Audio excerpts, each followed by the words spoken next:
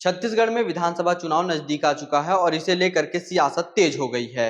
इसी में अब लंबे समय से चुप रहने वाले भाजपा नेता भी अब मुखर हो गए हैं। इसी कड़ी में जो पूर्व मंत्री, पूर्व विधानसभा अध्यक्ष और विधायक प्रेम प्रकाश पांडे ने भी प्रेस कॉन्फ्रेंस बीते शनिवार को किया और यहाँ के जो भिलाई नगर के विधायक देवेंद्र यादव के खिलाफ कई आरोप लगाए। इन आरोपों का जवाब लेने के लिए तीरंदाज की टीम विधायक देवेंद्र यादव से पहुंची और उनसे इन आरोपों का जवाब भी लिया। अब आइए आपको दिखाते हैं कि प्रेम प्रकाश पांडे ने क्या आरोप लगाए विधायक पर और इन आरोपों का विधायक देवेंद्र यादव ने क्या जवाब दिया। नमस्कार दर्शकों, मैं प्रशांत कुशवाहा और आप देखना शुरू कर चुके हैं तीरंदाज। सुधीर एक्सरे एंड डायग्नोस्टिक, तकनीक नई, भरोसा पुराना। Advance MRI, multi slice CT scan, digital x-ray, 5D and 4D colour ultra sonography. Sudhir x-ray and diagnostic.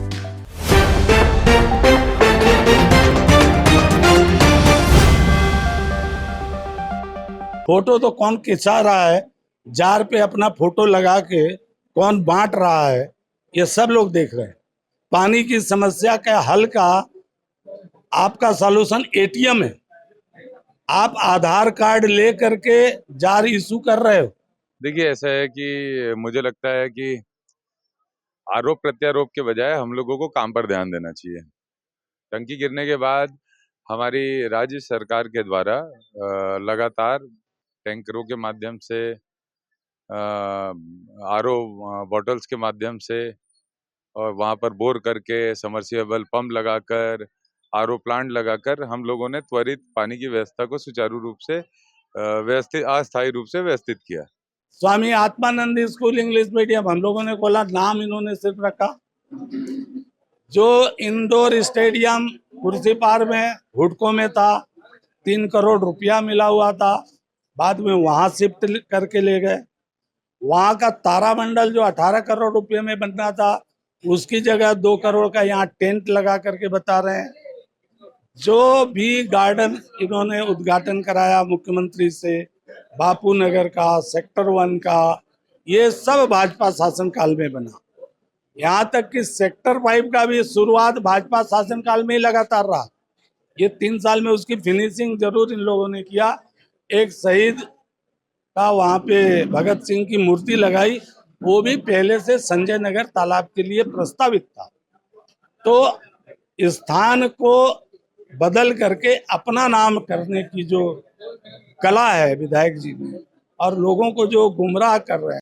देखो, मैं उनके बातों को बहुत ज्यादा उनकी बातों से परेशान नहीं होता, क्योंकि मैं ये समझता हूँ कि अब चुनाव को आचार संहिता लगने को 1 महीना है, तो निश्चित रूप से 4.5 साल हो गया, बहुत ज्यादा बातें कुछ हुई नहीं है, बहुत सक्रियता रही नहीं है, तो आखिरी 2-3 महीने में नहीं बोलेंगे तो कब बोलेंगे भारतीय जनता पार्टी के नेता। तो वो उनका विवेक है, विपक्ष की भूमिका है, वो निभा रहे हैं अपनी भूमिका। जो जनता का काम हो रहा है, जनता के लिए काम हो रहा है, वो जनता खुद समझ रही है, खुद आकलन कर रही है।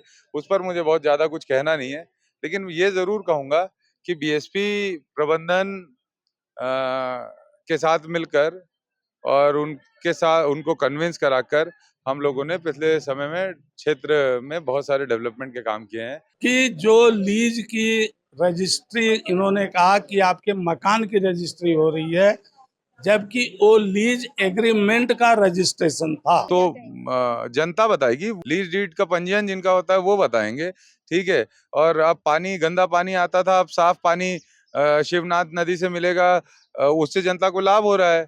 उसमें भी उनको आपत्ति है। मुझे समझ ही नहीं आता, हर चीज में आपत्ति है, लेकिन छोड़िए, मैं इस पे ज्यादा नहीं जाऊंगा।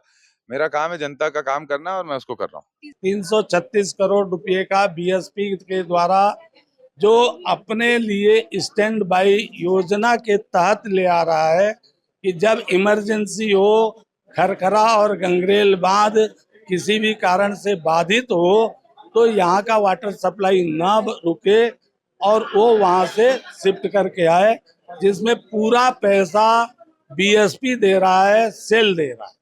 अब पानी, गंदा पानी की दिक्कत थी बहुत लंबे समय से।